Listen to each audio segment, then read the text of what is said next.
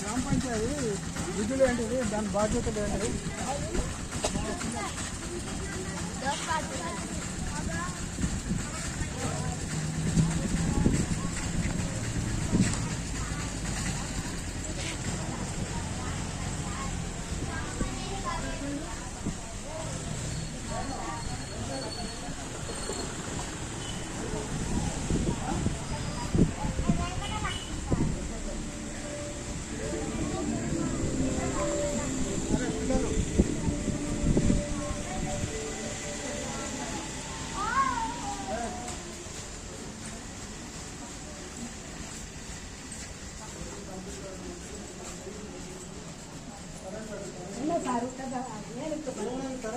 computer